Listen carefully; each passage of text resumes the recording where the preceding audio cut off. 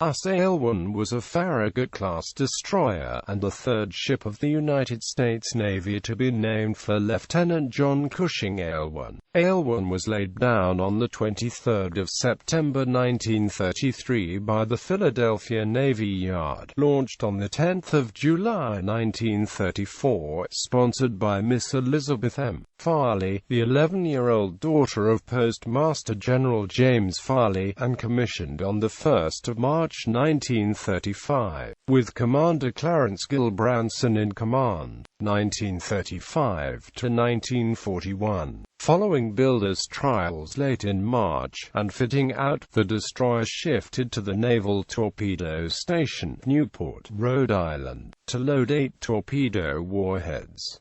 At the end of further trials, she returned to Philadelphia on 8 May to prepare for shakedown. On the 22nd of May, Aylwin sailed for a cruise that took her to European countries. She stopped at Port Lixos, Portugal, on 1 June and at Santander, Spain, on the 5th, before shifting to Cherbourg, France, on the 10th. 5 days later, the Honorable Jesse I. Strauss, the United States ambassador to France, inspected the new destroyer. The warship next visited Bremen, Germany from 19 to 24 June, before sailing for Gothenburg, Sweden, and a 5-day visit. Then, after getting underway for Belgium on the 29th, she reached Brussels late on the 2nd of July and received her only royal visit when, on the morning of the 8th, King Leopold III and Queen Astrid came on board for an hour's inspection. The ship visited Dover, England, before heading homeward on the 15th of July. She reached Philadelphia, Pennsylvania on the 22d, received post-shakedown repairs, and conducted further trials that lasted until the 1st of October, when she put to sea to join the fleet. She fell in with her sister ship USS Hull the next day, and the two ships reached Guantanamo Bay, Cuba on the 5th, where Aylwin unloaded a cargo of light freight. After transients the Panama Canal on the 7th of October, she paused briefly at Balboa, Panama Canal Zone, before sailing on the 10th for a plane guard station off Champerico, Guatemala, to provide a directional bearing along the projected track of the experimental flying boat XP-3Y1, the prototype of the PBY Catalina. Aylwin reached her assigned position on the 13th of October and, the next morning, began laying smoke to serve as marker for the plane. The destroyer's lookout sighted the plane at 12:38, and it passed directly overhead 7 minutes later. Ultimately, the XP-3Y1 reached San Francisco Bay on the 15th of October, having set a new international distance record for seaplane flights,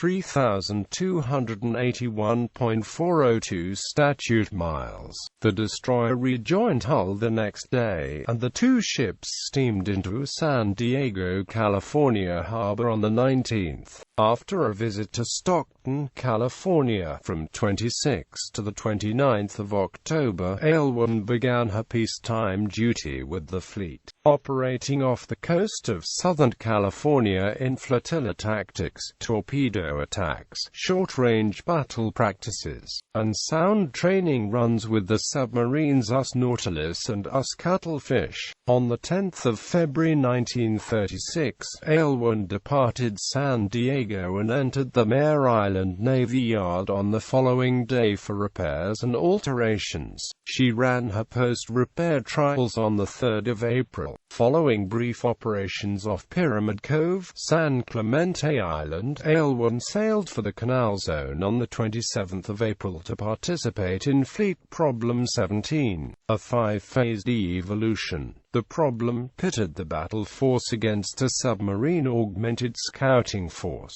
As the opposing forces engaged off the west coast of Central America near the Panama Canal, Aylwin conducted simulated gun attacks on enemy destroyers and torpedo attacks on the enemy battle line. She anchored off Balboa on the 9th of May, refueled the following day, and resumed her participation in the Fleet Problem them on the 16th as part of the Green Fleet. After the exercises, Aylwin sailed to Peru and arrived at Callao on the morning of the 28th of May. That day, Rear Admiral Sinclair Gannon, commander, destroyers, scouting force, broke his flag in Aylwin. Winding up her Peruvian visit on the 2nd of June, she got underway for California, but paused in Panama Bay from 6 to the 8th of June before continuing on to San Diego. Aylwin reached her home port on the morning of the 16th of June and moored alongside US Dobbin. That afternoon, Rear Admiral Gannon transferred his flag to the destroyer tender. On the 6th of July, Aylwin got underway for the Pacific Northwest and reached Port Angeles, Washington on the 9th. She sailed thence via the Inland Passage to Alaska and arrived at Cordova on the 13th. Following a subsequent visit to Kodiak, a return call at Port Angeles, and tender upkeep there alongside Dobbin, the destroyer conducted sound tracking exercises at Admiralty Bay, Port Townsend, Washington. She visited Portland, Oregon, from 5 to the 10th of August before heading home, where she arrived on the 13th. A week later, she got underway for tactical exercises in company with US Warden and US Monaghan, but they soon commenced looking for the overdue San Diego-based tuna boat SS San Joaquin, last reported in the vicinity.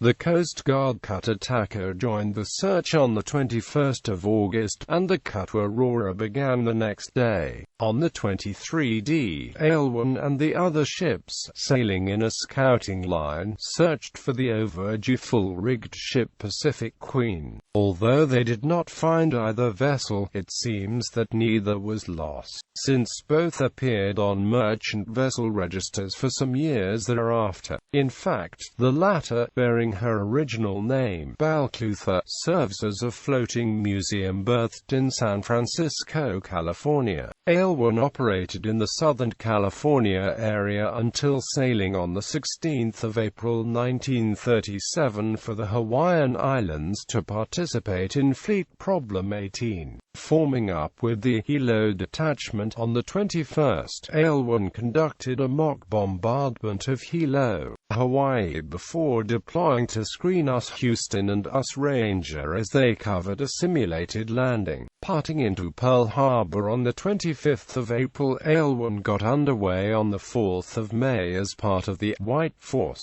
rated as damaged in an initial phase of the action on the 8th of May. Aylwin shaped course to rendezvous with friendly units that morning and drove off to strafing attacks by black planes en route. She sighted what appeared to be the White battle line at 6:40 and altered course to join, but discovered that the ships were, in fact, counted as out of action. Thus now virtually alone, Aylwin came about and headed for Lahaina, Hawaii. The beleaguered ship found no solace en route, however, for she spotted 3 fast mine layers closing from 6 miles away, and after identifying them as enemy, went to general quarters at 7:30, opening fire 3 minutes later. However, the umpires quickly declared her order combat, so she joined her out-of-action consorts soon thereafter. Aylwin returned to San Diego on the 28th of May 1937 and, after 2 weeks of upkeep alongside US Whitney, resumed her training schedule. During the last days of June, she operated in company with US Mississippi as the ship conducted battle practice off Santa Barbara Island in company with the radio-controlled, high-speed target ship US Lamberton. For the rest of 1937 and the winter months of early 1938, Aylwin maintained what had become standard routine, alternating periods in port for upkeep with time training at sea in the Southern California operating area. From 6 to the 9th of January 1938, she participated in the search for a lost patrol plane from Patrol Squadron 7. After firing anti-aircraft practices in early February, the ship proceeded to the destroyer base, San Diego, for her yearly hull inspection in the floating dry dock Yard 1 and then proceeded to the Mare Island Navy Yard for a brief overhaul. Following those repairs, Aylwin arrived at San Diego on the 6th, just in time to participate in Fleet Problem 19. The Black Fleet put to sea from San Diego at 3:25 on the 15th of March. As part of the White Fleet, Aylwin got underway at 1640 and soon joined the remainder of Destroyer Flotilla 1 and the aircraft carrier US Ranger. Searching for the enemy main body on the 17th, she fell in with US Chicago, US Quincy, US Chester and US Portland on the following morning. That afternoon, the cruisers made contact, attacked, and retired under cover of a smoke screen. Aylwin regained sight of the enemy, and took up a position a safe distance astern to trail them through the 19th. After fueling from US Idaho on the 20th, the destroyer conducted exercises in subsequent phases of Fleet Problem 19 until supporting a mock landing at Lahaina at the outset. She later between the islands of Molokai, Lanai, and Maui before standing in toward the beachhead to support the landing of troops. She conducted a brief minesweeping drill before refueling from US Brathos and then anchoring at Lahaina Roads for a brief respite. From 4 to the 8th of April, Aylwin again was underway participating in further exercises before putting into Pearl Harbor. When the fleet sortied on the morning of the 18th, she ranged ahead of the departing battleships alert for possible submarine activity. Ultimately, Aylwin participated in the closing phases of Fleet Problem 19, which had been conducted in 3 separate phases, each a small fleet problem in itself. As in Fleet Problem 17, the exercises also tested the ability of the fleet to seize and hold advanced bases, indicating the Navy's specific-minded planning. The destroyer returned to San Diego on the 28th of April and on the 9th of May, resumed her coastwise training schedule. She underwent brief upkeep alongside Whitney before getting underway on the 21st of June for the Pacific Northwest and cruising along the coast through July, touching at such places as Port Angeles,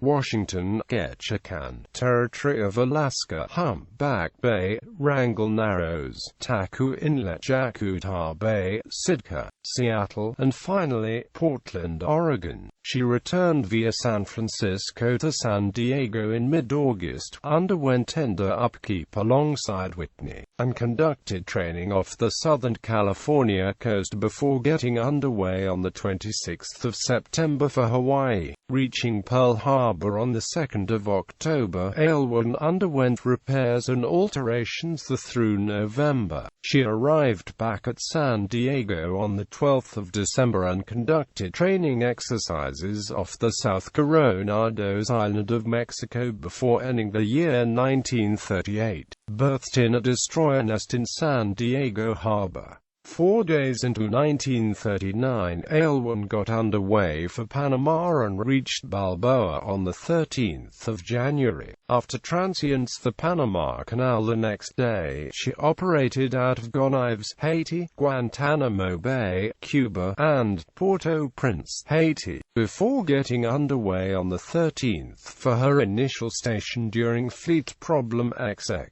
These exercises took place in the Caribbean and arrayed the battle force against the scouting force. After fueling from Maryland on the 17th of February, Aylwin operated with Lexington and Enterprise, which acted as a raiding force during one phase of the problem. Ultimately, the battle reached its conclusion, the Fleet Battle. The forces then all retired to Culebra Bay, Puerto Rico, where President Franklin D. Roosevelt reviewed them from the deck of Houston on the last day of February. After visiting Cienfuegos and Guantanamo Bay, Cuba, Aylwin operated briefly out of Gonaives before returning to Guantanamo on the 31st of March. She got underway on the 8th of April for Yorktown, Virginia, and, en route north, acted as plane guard for Lexington. Aylwin reached Yorktown on the 12th of April, but the fleet's visit to that area was soon cut short by orders to return to the Pacific.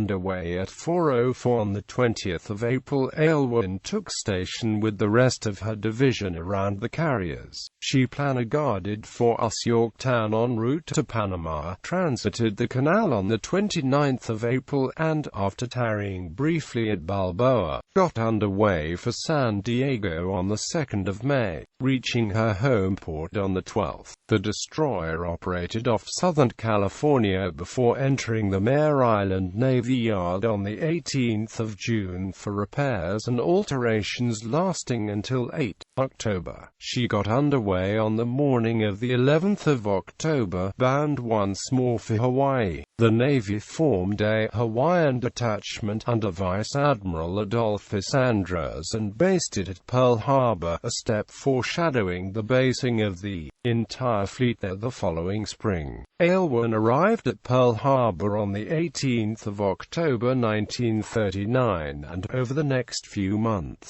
alternated periods in port at Pearl, with varied exercises in the Hawaiian operating area. In the spring of 1940, Aylwin, as a unit of the Maroon Fleet, participated in Fleet Problem 21, the last pre-war fleet problem, indicative of the fleet's security-mindedness at the time. Aylwin alternated with other destroyers conducting security patrols off the port of Honolulu and off Pearl Harbor's entrance during the course of the evolutions, investigating all vessels sighted, including small fishing craft. Detachments from the fleet were rotated back to the West Coast at intervals. Aylwin thus returned briefly to the West Coast during the summer of 1940, reaching San Diego on the 9th of July before shifting to the Mare Island Navy Yard on the 14th. She underwent repairs and alterations there until the 22nd of September before returning, via San Diego, to Pearl Harbor on the 21st of October. For that port as Aylwin maintained her normal routine into the critical year 1941. On the 7th of February 1941, she put to sea and, after rendezvousing with aircraft carrier Enterprise and sister destroyer US Farragut, headed back to the West Coast for a brief visit. They arrived at San Diego on the 13th of February, but turned around again 2 days later and rejoined Enterprise, which was ferrying a shipment of the latest Army fighter aircraft to Hawaii. The three ships reached Oahu on the 21st of February. On the 17th of March, Aylwin left Pearl Harbor for offshore patrol and exercises. 2 days later, the ship conducted a 2-hour night tactical exercise on a dark, moonless night, commencing at 2000. At its conclusion, all destroyers were directed to proceed to a rendezvous astern of the fleet's center. At 22:51, Aylwin turned on her running and fighting lights and sighted a ship materializing out of the murk on her port bow. Aylwin maintained her course and speed until backing emergency full at 23:03. At that point, the other ship, Farragut, loomed on a collision course and also backed to avoid contact. Shortly after 23:04, Farragut's bow sliced into Aylwin's port side at a 90-degree angle, causing extensive damage for about 23 frames and nearly severing Aylwin's bow. A fire immediately blazed up as high as Aylwin's masthead, illuminating the two ships and quickly spread aft through the wardroom and into the area occupied by the ship's officers' cabins. Aylwin's electrical installation burned with intense heat until controlled at 0140 on the 20th. Fire parties from Dale, Ustac, Philadelphia, and Sterrett all contributed men to help contain the blaze, and a party from Indianapolis joined the one from Philadelphia in assessing the damage and making temporary repairs. Detroit attempted to tow Aylwin back to Pearl Harbor, but the cable parted. Turkey soon picked up the damaged destroyer and towed her to Port Stern first. Following extensive repairs in dry dock, Aylwin resumed her operations in the Hawaiian waters. After conducting her last peacetime training late in November, she moored buoy X-14 at 1347 on the 28th, and remained there into the first week of December.